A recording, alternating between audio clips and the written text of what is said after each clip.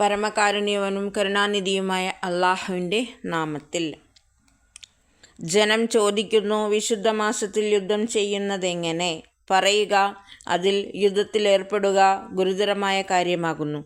എന്നാൽ ജനങ്ങളെ അള്ളാഹുവിൻ്റെ മാർഗത്തിൽ നിന്ന് തടയലും അവനെ നിഷേധിക്കലും ദൈവഭക്തന്മാർക്ക് മസ്ജിദുൽ ഹറമിലേക്കുള്ള വഴിവിലക്കലും ഹറം നിവാസികളെ അവിടെ നിന്ന് ബഹിഷ്കരിക്കലും അള്ളാഹുവിങ്കൽ അതിനേക്കാൾ ഗുരുതരമായതത്രേ. രക്തം ചിന്തുന്നതിനേക്കാൾ ഗുരുതരമത്രേ ഫിത്ന. കഴിയുമെങ്കിൽ നിങ്ങളെ സ്വമതത്തിൽ നിന്ന് പിന്തിരിപ്പിക്കുന്നതുവരെ അവർ നിങ്ങളോട് യുദ്ധം ചെയ്തുകൊണ്ടേയിരിക്കും. എന്നാൽ ഓർത്തുകൊള്ളുക, നിങ്ങളിൽ ആരെങ്കിലും തൻ്റെ മതത്തിൽ നിന്ന് പിന്മാറുകയും സത്യനിഷേധിയായിക്കൊണ്ട് മരിക്കുകയും ചെയ്താൽ അവരുടെ കർമ്മങ്ങൾ ഇഹത്തിലും പരത്തിലും പാഴായി പോകുന്നതാകുന്നു. അത്തരക്കാർക്കെല്ലാം നരകക്കാരും നരകത്തിൽ നിത്യവാസികളുമത്രേ. മറിച്ച് വിശ്വസിക്കുകയും ദൈവിക സ്മരണയിൽ വീടും കുടുംബവും വെടിയുകയും സമരത്തിലേർപ്പെടുകയും ചെയ്തിട്ടുള്ളവരാരോ അവരല്ലോ ദൈവകാരുണ്യം പ്രതീക്ഷിക്കാൻ അർഹതയുള്ളവർ. അള്ളാഹു അവരുടെ പാകപ്പിഴവുകൾ മാപ്പാക്കുന്നവനും കാരുണ്യം വർഷിച്ച് അവരെ അനുഗ്രഹിക്കുന്നവനുമത്രേ.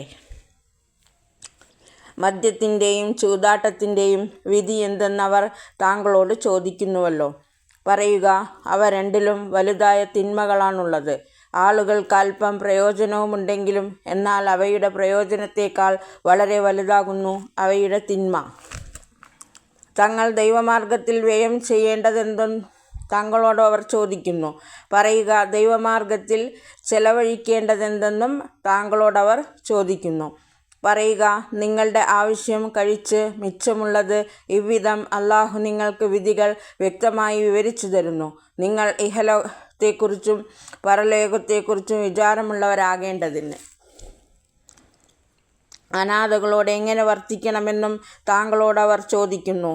പറയുക, എങ്ങനെ വർത്തിക്കുന്നതാണോ അവർക്ക് ഗുണകരം അങ്ങനെ വർത്തിക്കുന്നതാകുന്നു ഉത്കൃഷ്ടമായിട്ടുള്ളത്. അനാഥകളോട് എങ്ങനെ പെരുമാറണമെന്നാണ് ഇത് ഉദ്ദേശിച്ചിട്ടുള്ളത്. നിങ്ങൾ ചെലവും താമസവും അവരുടേതിനോട് കൂട്ടിച്ചേർത്തലും അഹിതമല്ല. അവർ നിങ്ങളുടെ സഹോദരങ്ങൾ തന്നെയാണല്ലോ. നന്മ ചെയ്യുന്നവരുടെയും തിന്മ ചെയ്യുന്നവരുടെയും അവസ്ഥകൾ അള്ളാഹുവിങ്കൽ സുവ്യക്തമാകുന്നു. അള്ളാഹു ഇച്ഛിച്ചുവെങ്കിൽ ഇക്കാര്യത്തിൽ അവൻ നിങ്ങളെ ഞെരുക്കുമായിരുന്നു. എന്നാൽ അവൻ പരമാധികാരിയായതോടൊപ്പം യുക്തിമാനും കൂടിയാണല്ലോ. ബഹുദൈവ വിശ്വാസികളെ നിങ്ങൾ ഒരിക്കലും വേൽക്കാതിരിക്കുക, അതായത് വിവാഹം കഴിക്കാതിരിക്കുക, അവർ വിശ്വസിക്കുന്നതുവരെ. സത്യവിശ്വാസിനിയായ ദാസിയാകുന്നു കുലീനയായ ബഹുദൈവ വിശ്വാസിനിയേക്കാൾ ഉത്തമം. അവൾ നിങ്ങളെ മോഹിപ്പിക്കുന്നുണ്ടെങ്കിലും നിങ്ങളുടെ നാരികളെ ഒരിക്കലും ബഹുദൈവ വിശ്വാസികൾക്ക് വിവാഹം ചെയ്തു കൊടുക്കുകയും അരുത്. നിങ്ങളുടെ പെൺമക്കളെ ബഹുദൈവ വിശ്വാസികൾക്ക് വിവാഹം ചെയ്തു കൊടുക്കുകയും അരുത്, അവർ വിശ്വസിക്കുവോളം. സത്യവിശ്വാസിനിയായ അടിമയാകുന്നു ബഹുദൈവ വിശ്വാസിയായ കുലീനനേക്കാൾ ഉത്തമം. അവർ നിങ്ങളെ മോഹിപ്പിക്കുന്നുവെങ്കിലും അവർ നിങ്ങളെ ക്ഷണിക്കുന്നത് നരകത്തിലേക്കുമത്രേ. അള്ളാഹുവോ അവൻ്റെ ഹിതത്തോടെ അറിവോടെ സ്വർഗത്തിലേക്കും പാപമുക്തിയിലേക്കും ക്ഷണിക്കുന്നു. അവൻ തൻ്റെ വിധിവിലക്കുകൾ വിശദീകരിച്ചു കൊടുക്കുകയും ചെയ്യുന്നു. അവർ ഉപദേശം സ്വീകരിക്കുകയും ഉത്ബുദ്ധരാവുകയും ചെയ്തെങ്കിലോ മനസ്സിലാക്കുകയും ചെയ്തെങ്കിലോ. ആർത്തവ വിരാമത്തിൻ്റെ വിധി എന്തെന്നും താങ്കളോടവർ ചോദിക്കുന്നു. പറയുക, അത് ഒരു അശുദ്ധാവസ്ഥയാകുന്നു. ആ അവസ്ഥയിൽ നിന്ന് ശുദ്ധിയാകുന്നതുവരെ നിങ്ങൾ സ്ത്രീകളെ സമീപിക്കാതെ അകന്നു കഴിയുക. അവർ ശുദ്ധിയായി കഴിഞ്ഞാൽ അള്ളാഹു അനുശാസിക്കുമ്പടി നിങ്ങൾ അവരെ സമീപിച്ചു കൊള്ളുക. തിന്മയിൽ നിന്ന് പിന്മാറുകയും വിശുദ്ധി നേടുകയും ചെയ്യുന്ന ജനത്തെയല്ലോ അള്ളാഹു സ്നേഹിക്കുന്നത്. നിങ്ങളുടെ സ്ത്രീകൾ നിങ്ങൾക്കുള്ള കൃഷിയിടങ്ങളാകുന്നു.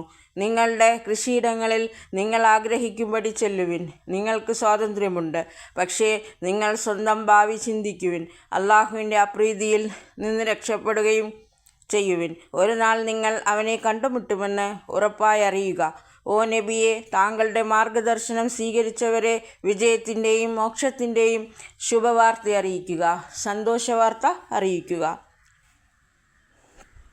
പുണ്യങ്ങൾ അനുഷ്ഠിക്കുക, ദൈവഭക്തി പുലർത്തുക, ദൈവദാസന്മാർക്ക് ഗുണകരമായ കാര്യങ്ങൾ ചെയ്യുക, എന്നിവയിൽ നിന്ന് അകന്നു നിൽക്കാൻ ഉദ്ദേശിച്ച ശപഥങ്ങൾ ചെയ്യുന്നതിന് അള്ളാഹുവിൻ്റെ നാമം ഉപയോഗപ്പെടുത്താതിരിക്കുവിൻ.